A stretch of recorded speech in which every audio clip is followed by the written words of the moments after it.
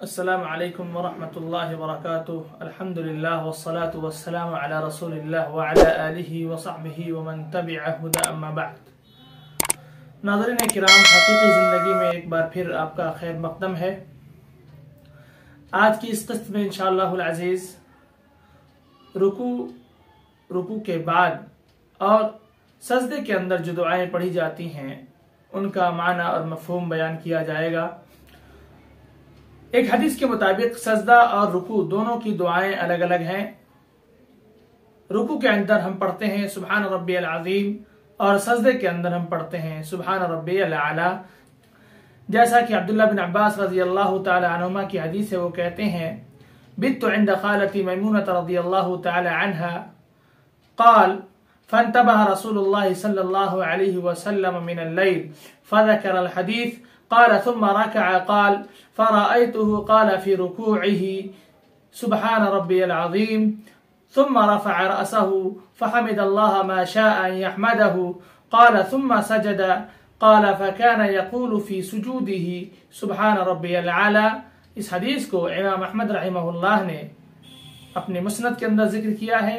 حدیث نمبر ہے 3514۔ عبداللہ بن عباس رضی اللہ تعالی عنہما کہتے ہیں کہ میں نے اپنی خالہ کے گھر ایک بار رات گزارا، رسول صلی اللہ علیہ وسلم رات میں بیدار ہوئے، پھر پوری حدیث ذکر کی، پھر فرمایا کہ جب آپ صلی اللہ علیہ وسلم نے رکوع کیا تو میں نے دیکھا کہ آپ صلی اللہ علیہ وسلم اپنے رکوع میں سبحان ربی العظیم اور سجدے کے اندر سبحان ربی الاعلی پڑھا کرتے تھے، اور اسی طرح جب رکوع سے اپنا سر اٹھاتے تو جتنا ہو سکتا تھا اللہ کے رسول صلی اللہ علیہ وسلم اللہ رب العالمین کی حمد سرائی اور تعریف کیا کرتے تھے۔ اس حدیث سے واضح طور پر پتہ چلا کہ سبحان ربی العظیم رکوع کے اندر اور سجدے کے اندر سبحان ربی الاعلی مشروع ہے۔ عظیم کے مقابلے اعلیٰ کے اندر علو مرتبت کا معنی مزید پایا جاتا ہے، اس کے اندر معنویت اور گہرائی و گیرائی مزید پائی جاتی ہے۔ چونکہ اللہ رب العالمین کا بندہ سب سے زیادہ اللہ رب العالمین سے قریب سجدے میں ہوتا ہے، لہذا مناسب معلوم ہوتا ہے کہ ایسے موقع پر اللہ رب العالمین کی بلندی کا، اللہ رب العالمین کی کبریائی کا اس لفظ کے ساتھ ذکر کیا جائے جس کے اندر زیادہ معنویت اور گہرائی و گیرائی پائی جاتی ہو۔ ایک اور حدیث جس کی روشنی میں پتہ چلا کہ سجدہ اور رکوع کے اندر ایک اور دعا مشروع ہے، وہ ہے سبحانک اللہم ربنا وبحمدک اللہم اغفر لی۔ جیسا کہ عائشہ صدیقہ رضی اللہ تعالی عنہ کی حدیث ہے، وہ کہتی ہیں کان رسول اللہ صلی اللہ علیہ وسلم یکثر ان یقول فی رکوعہ وسجودہ سبحانک اللہم ربنا وبحمدک اللہم اغفر لی یتأول القرآن۔ اس حدیث کو امام مسلم رحمہ اللہ نے حدیث نمبر 484 کے تحت ذکر کیا ہے۔ عائشہ صدیقہ رضی اللہ تعالی عنہ فرماتی ہیں کہ نبی کریم صلی اللہ علیہ وسلم اپنے رکوع اور اپنے سجدوں کے اندر بہت زیادہ کثرت کے ساتھ سبحانک اللہم ربنا وبحمدک اللہم اغفر لی کا اہتمام کیا کرتے تھے۔ اس کا معنی ہے اے اللہ، اے ہمارے پالنہار، تیری ذات تمام تر تعریفات کے ساتھ پاک ہے، اے اللہ مجھے بخش دے۔ کیونکہ نبی صلی اللہ علیہ وسلم کو اللہ رب العالمین نے اللہ رب العالمین کی تسبیح بیان کرنے، اس کی تحمید بیان کرنے اور استغفار کرنے کا حکم دیا تھا۔ اللہ تعالیٰ نے فرمایا فسبح بحمد ربک واستغفر انہ کان توابا۔ ایک اور دعا مشروع ہے سبوح قدوس رب الملائکۃ والروح۔ یہ دعا بھی عائشہ صدیقہ رضی اللہ تعالی عنہ کی حدیث سے مشروع ہے۔ اللہ رب العالمین کی ذات بہت زیادہ پاکیزہ اور بہت زیادہ مقدس ہے، فرشتوں کا اور جبرائیل علیہ السلام کا پالنہار ہے۔ ایک اور دعا سجدہ اور رکوع کے اندر مشروع ہے۔ علی بن ابی طالب رضی اللہ تعالیٰ عنہ کی حدیث ہے، وہ اللہ کے رسول صلی اللہ علیہ وسلم سے روایت کرتے ہیں انہ اذا سجد قال اللہم لک سجدت وبک آمنت ولک اسلمت سجد وجهي للذي خلقه وصوره وشق سمعه وبصره تبارک اللہ احسن الخالقین۔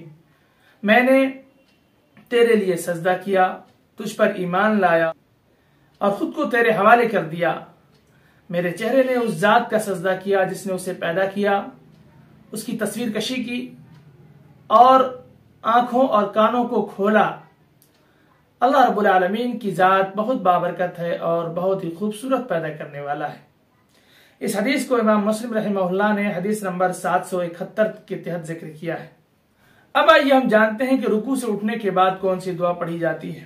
عن رفاعة بن رافع رضی اللہ تعالی عنہ قال كنا يوما نصلي وراء النبي صلى الله عليه وسلم فلما رفع رأسه من الركعة قال سمع الله لمن حمده قال رجل وراءه ربنا ولك الحمد حمدا كثيرا طيبا مباركا فيه فلما انصرف قال من المتكلم قال أنا قال رأيت 37 ملكا يبتدرونها أيهم يكتبونها أول۔